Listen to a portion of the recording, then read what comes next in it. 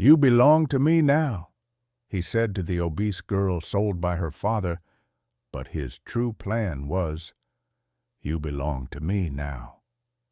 Those were the first words Caleb Northwood said after handing 75 silver dollars to the drunken man across the tavern table. Violet Mae Thompson stood beside her father, trembling. The smell of whiskey and sweat hung heavy in the smoky air. Her father's voice slurred as he lifted the coins, laughing bitterly. "See that? The fat one finally worth something after all." The men at the table burst into laughter. Violet's cheeks burned crimson. She wanted to disappear. She'd spent her entire life being mocked for her weight, her quiet voice, her softness, but nothing could have prepared her for being sold. Caleb's jaw clenched, his gray eyes, cold, unreadable, fixed on her father. "We're done here," he said sharply. Then he turned to Violet. "Come with me." Violet hesitated, her heart pounding. She didn't dare look at her father again. When Caleb guided her outside into the freezing night, she stumbled after him, clutching her torn shawl. The snow crunched beneath their boots as they walked toward his wagon. On the way up the mountain trail, he finally spoke again. "Violet, from this day on, you belong to me." The words struck her like a hammer. Tears blurred her vision. She turned her face away, thinking she'd traded one kind of prison for another. Yes, sir," she whispered, her voice breaking. Caleb didn't reply. The rest of the journey was silence. Only the creak of the wagon wheels and the wind sighing through the pines. By the time they reached the cabin, Violet's tears had frozen on her cheeks. She braced herself for cruelty, but when Caleb opened the cabin door, the firelight glowed warm and steady, and his next words would change everything.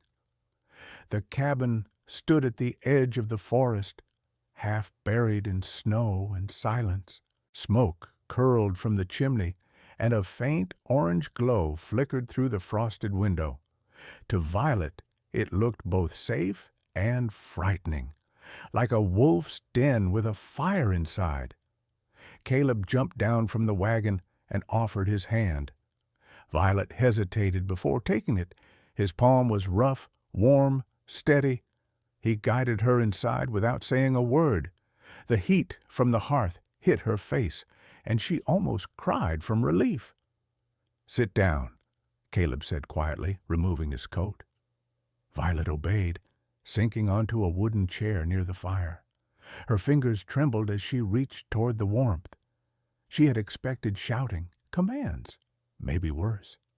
Instead, Caleb moved around the cabin in calm, deliberate silence, adding logs to the fire, fetching a kettle, unwrapping a loaf of bread and a small wheel of cheese.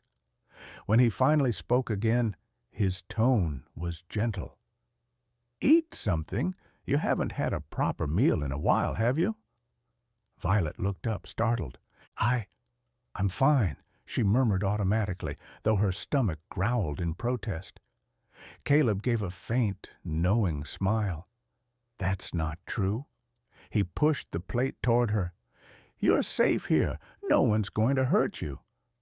The words hit her harder than she expected. Safe. It had been years since anyone said that to her.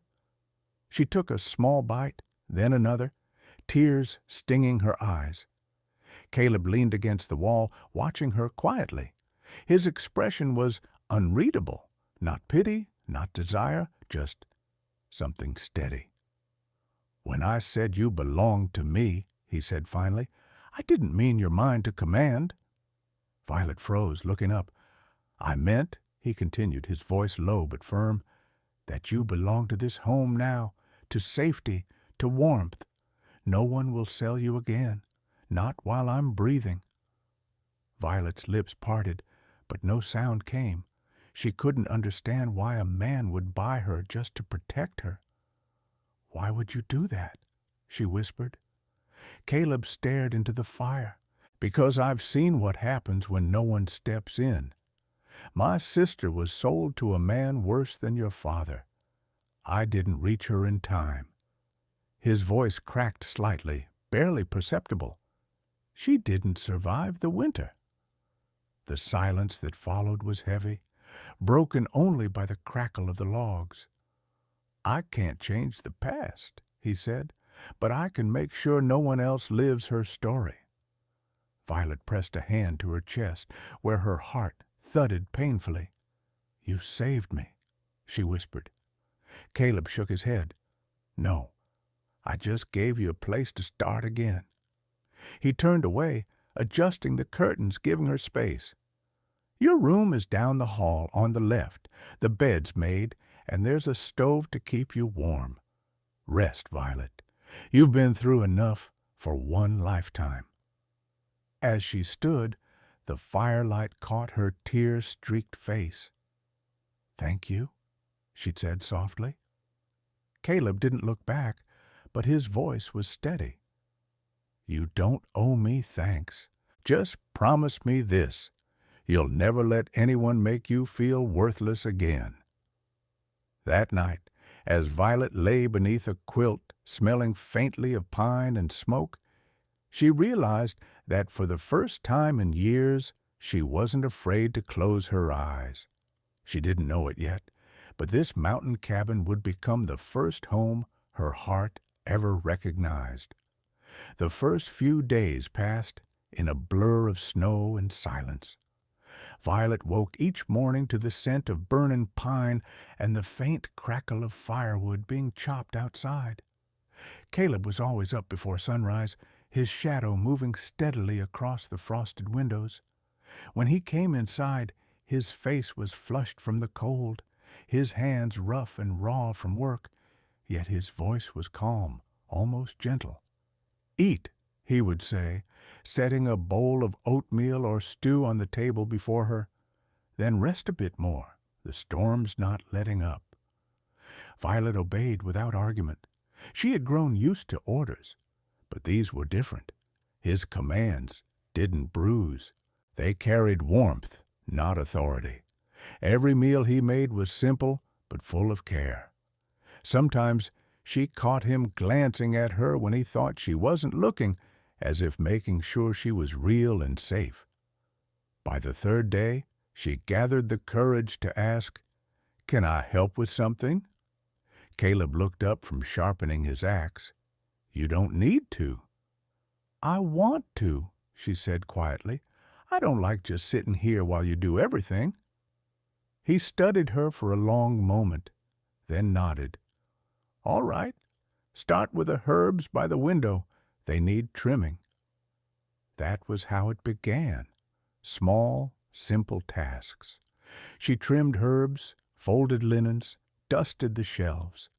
Caleb never corrected her or raised his voice, not even when she burned the bread or dropped a plate.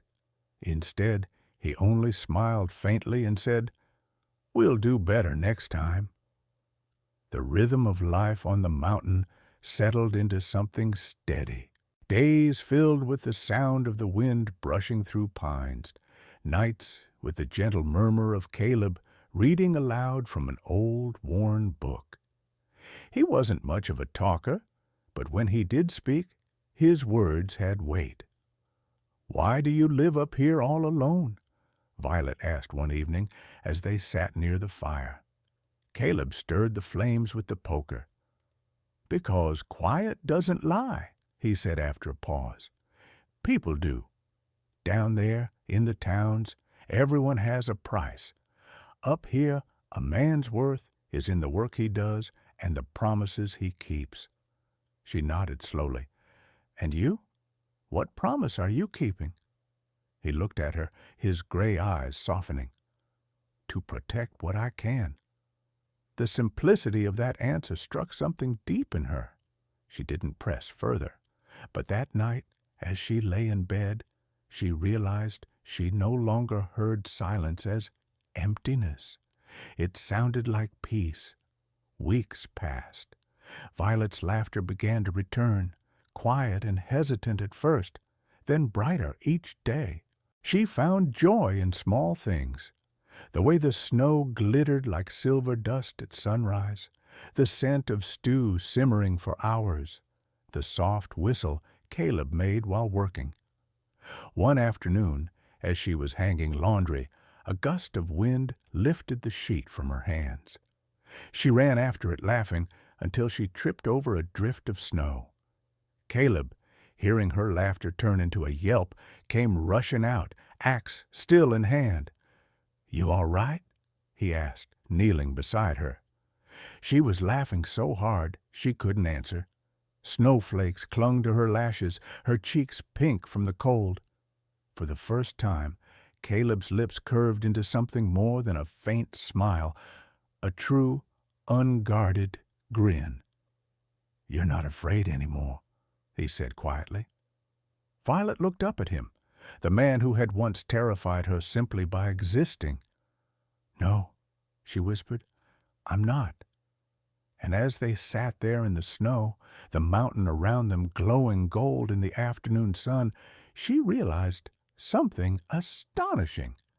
She didn't just feel safe. She felt seen. For the first time in her life, Violet Mae Thompson was not invisible. Winter clung to the mountains like a stubborn ghost. Snow fell almost every night, soft and endless, blanketing the world in quiet. But inside the cabin, warmth lived and breathed, in the fire that never went out, in the steam from Violet's cooking, and in the easy rhythm of two people learning to exist side by side. Each morning began with the same ritual, Caleb bringing in firewood, Violet brewing coffee, and frying biscuits in the cast-iron pan. At first, she only cooked because she felt she should repay him somehow, but soon she began to enjoy it. The way he'd pause whatever he was doing, lean against the doorframe, and watch her with quiet appreciation. "You make this place smell like home," he said once, catching her by surprise. She flushed. "It's just biscuits." He smiled faintly. "No, it's more than that." There was nothing romantic in his tone. Not yet. Only honesty. But for Violet, whose whole life had been made of ridicule and pity, those simple words felt like sunlight breaking through clouds. They worked together through long, cold days. Caleb taught her how to split kindling without hurting her hands, how to gather pine resin to start fires faster, how to patch a leaky roof with pitch and patience. When she failed, he didn't scold. He simply stood beside her, guiding her hands until she got it right. "You've got strength," he said one afternoon as she managed to lift a heavy log on her own. "Don't let anyone tell you otherwise." Violet turned away so he wouldn't see her eyes glisten. "You're the first person who's ever said that to me," she murmured. "I'm just the first person who noticed," he replied. At night, they often sat by the fire. Caleb would read from an old Bible or a worn poetry book, his voice deep and slow. Violet would mend clothes, sometimes humming softly. Once, when she thought he wasn't paying attention, she sang just a few notes of a lullaby her mother used to hum. Caleb put the book down. "That's beautiful," he said. She stopped, embarrassed. "It's nothing, just a tune." "It's peace," he said simply. "Keep singing." So she did, and the cabin seemed to breathe along with her song, the logs popping, the fire crackling, the world outside holding its breath. Spring crept in slowly. The snow began to melt, revealing green under the white. Birds returned to the trees, and the river behind the cabin roared back to life. One morning, Violet stepped outside and gasped. The valley below was covered in wildflowers. "Never thought I'd live long enough to see that again," Caleb said, joining her on the porch. "It's beautiful," she whispered. "So are you," he said without hesitation. Violet froze. Caleb's voice hadn't changed. Calm, certain, sincere, but the words wrapped around her like warmth she didn't know she craved. "I'm sorry," he said quickly. "Didn't mean to make you uncomfortable." She shook her head, tears threatening to fall. "You didn't. It's just, no one's ever said that to me before." Caleb's eyes softened. Then they were blind. For a long moment they stood in silence, watching the wind move through the flowers. It wasn't a confession, not yet. Just a truth spoken aloud, fragile and real. That night, Violet baked a pie with the last of their dried apples. When she placed it on the table, Caleb stared at it as if it were the finest feast in the world. "What's this for?" he asked. "For being kind," she said. He took a bite, then another, his face lighting up. "Violet," he said, half teasing, "if you keep cooking like this, I might start thinking you're trying to keep me around forever." Her laugh was soft, genuine. "Maybe I am." Outside, spring thunder rumbled far off in the valley, but inside, the fire glowed steady. Two people who had once lived in fear and silence now shared warmth, laughter, and the first stirrings of love, not rushed, not demanded, but earned through patience and grace. It was the kind of love the mountain kept secret, tucked deep in its quiet heart. The peace didn't last forever. It never does. Not for people who fled something. By early summer, Violet and Caleb's life had settled into something almost dreamlike. The garden flourished. The air smelled of pine and rain. They laughed more than they spoke, and sometimes that was enough. But one morning, a sound shattered the calm, the distant clatter of horses' hooves on the stony trail. Caleb stiffened instantly. His hand went to the rifle hanging by the door. "Stay inside," he said quietly. Violet's heart dropped. "Who is it?" "Could be travelers," he said, though his tone said otherwise. He stepped onto the porch, scanning the tree line. Two riders emerged from the fog, one of them wearing a tattered hat she recognized even before her mind allowed her to believe it. Her father. "Caleb!" he bellowed, his voice as raw as gravel. "We've come for what's mine." Violet's stomach turned cold. Behind him rode a deputy from town, the sheriff's badge glinting in the weak morning light. Caleb descended the steps, shoulders squared. "You'll find nothing that belongs to you here." The older man spat onto the dirt. "That girl you stole, she's my daughter. You bought her fair, and now I'm taking her back." "She's not for sale," Caleb said evenly. Violet stepped out before she could stop herself. "Father, please." He turned, eyes burning with the cruel satisfaction she remembered all too well. "You think hiding up here makes you free, girl? I made you. I can unmake you just as easy." Caleb moved between them, his voice low and dangerous now. "You sold her, Thompson. You lost any claim you ever had." The deputy dismounted, uncertainty flickering in his eyes. "Now, let's not make this hard," he said. "Mr. Thompson has the law on his side. The marriage papers weren't filed legal.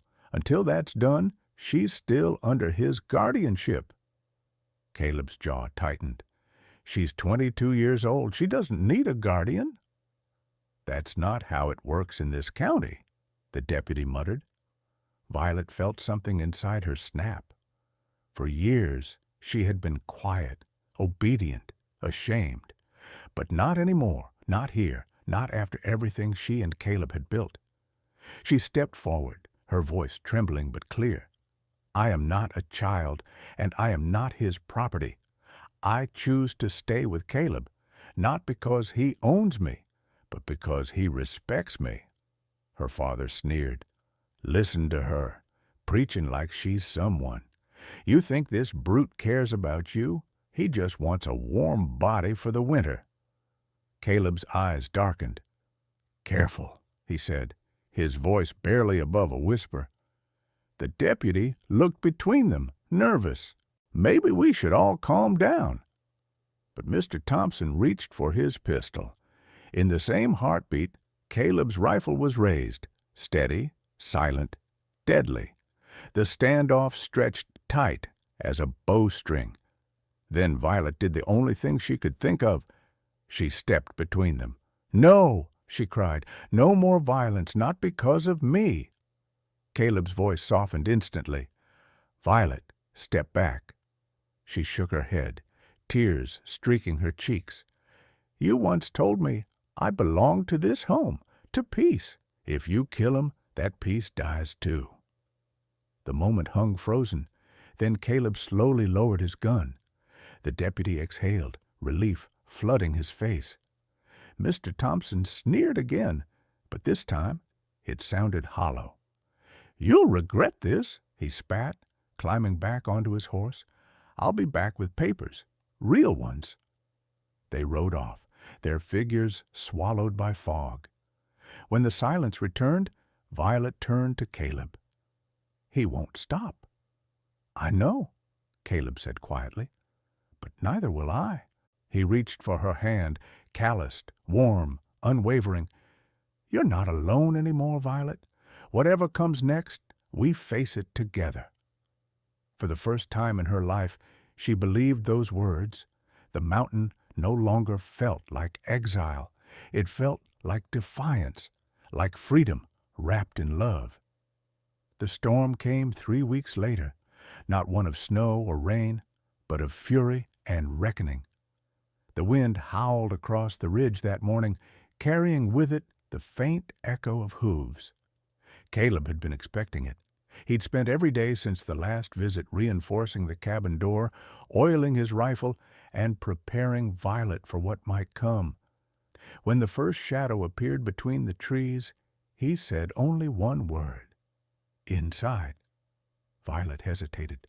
"No, Caleb, not this time. I'm not hiding." He looked at her, the same girl who once trembled at every raised voice, now standing straight, calm, fierce. His heart swelled with pride and dread in equal measure. "All right," he said, "then you stay beside me." 5 men rode into the clearing, her father at the front, the deputy again, and 3 hired hands armed with pistols and rope. The old man's voice cut through the wind. "I told you I'd come back," he shouted. "The law says she's mine until a proper judge says otherwise." Caleb stepped forward, rifle lowered but ready. "There's no law that makes a man property, Thompson. Not in this country, not anymore." The deputy shifted uneasily in his saddle.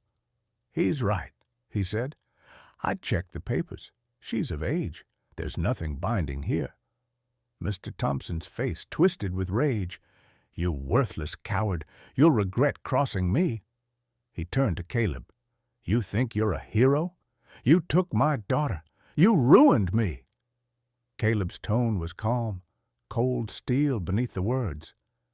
"You ruined yourself the day you sold her." The old man's hand went for his gun. But before he could draw, a shot cracked through the mountain air, loud and final. His weapon flew from his grip, spinning into the snow. Caleb hadn't fired. It was Violet. She stood behind him, rifle trembling in her hands, smoke curling from the barrel. "Leave," she said, her voice shaking but steady. "Leave now. If you ever come near me again, I won't miss next time." Her father froze, eyes wide with disbelief. For the first time, he saw not the timid girl he'd mocked and sold, but a woman forged by survival, standing tall beside the man who had taught her strength. The deputy dismounted and placed a firm hand on Thompson's shoulder. "It's over," he said. "You've lost." Without another word, they turned and rode away, swallowed by the forest and their own shame. When the last echo of hooves faded, Violet dropped the rifle. Caleb caught her before she fell. "It's over," he whispered. "You're free now." Tears slid down her cheeks. "No," she said softly, resting her head against his chest. "We're free." The storm passed, leaving the air clear and still, and in that quiet the mountain seemed to breathe again, proud witness to a love that had refused to bow to cruelty. The next morning dawned calm, the mountain washed clean by rain. Mist curled through the pines like ghostly ribbons, and sunlight spilled over the valley in gold and silver.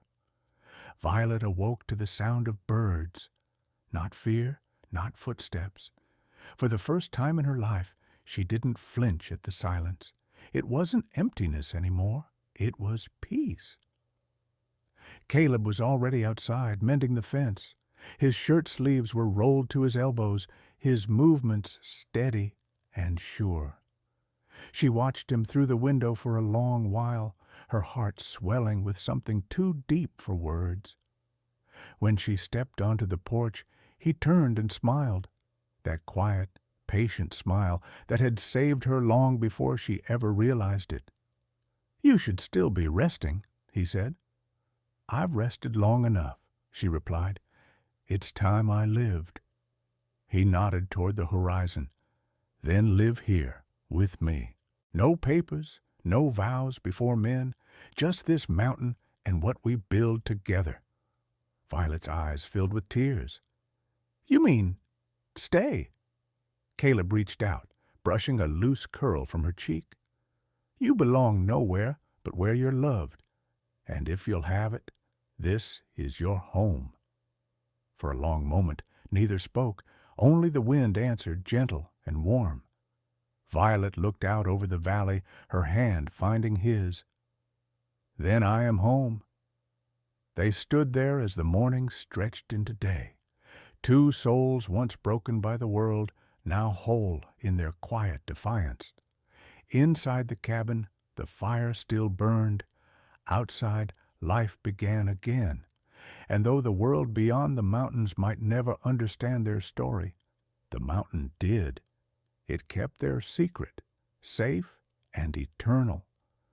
Sometimes love doesn't arrive wrapped in beauty or luck. It comes disguised as rescue, defiance, or a quiet promise whispered by firelight. Violet thought belonging meant being owned, until Caleb showed her it could mean being protected, being seen, being free. Wherever you're listening from tonight, a busy city, a lonely apartment, or a quiet mountain of your own, remember this. You deserve a love that keeps you safe without caging you, that sees your scars and calls them strength. Tell me, where in the world are you hearing their story from tonight?